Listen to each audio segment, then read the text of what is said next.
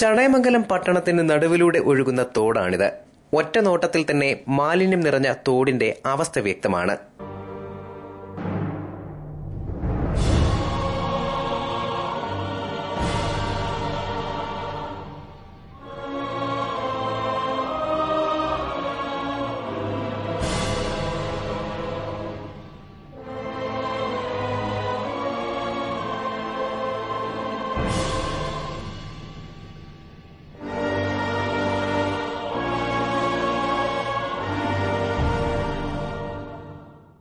എന്നിട്ടും കടുത്ത വരൾച്ചയിൽ ചിലരൊക്കെ ഈ തോടിനെ ആശ്രയിക്കുന്നു.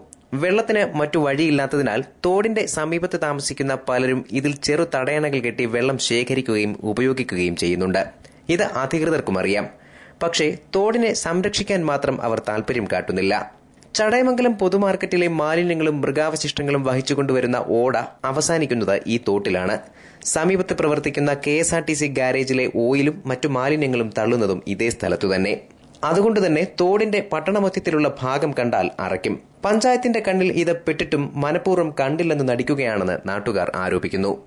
ആയിരക്കണക്കിന് ആൾക്കാർ കുടിവെള്ളത്തിന് വേണ്ടി നെട്ടോട്ടം ഓടുമ്പോൾ ചടയമംഗലത്തുകാർക്ക് ഒരാശ്രയമായ ഈ നദിയെ സംരക്ഷിക്കേണ്ട ബാധ്യത ചടയമംഗലം ഗ്രാമപഞ്ചായത്ത് ഓഫീസിന്റെ മൂക്കിന് കീഴിൽ നടക്കുന്ന പഞ്ചായത്തിലെ മുഴുവൻ ടൗണിൽ നടക്കുന്ന മാലിന്യങ്ങളും കൊണ്ട് തള്ളുന്ന ഒരു സ്ഥലമായി മാറിയിരിക്കുകയാണ് ഈ തോട്. ചടയമംഗലം ജംഗ്ഷനിലെ പാലത്തിലോട് ചേർന്ന് കിടക്കുന്ന സ്ഥലത്ത് വേസ്റ്റുകൾ കൊണ്ട് തള്ളുകയും പിന്നെ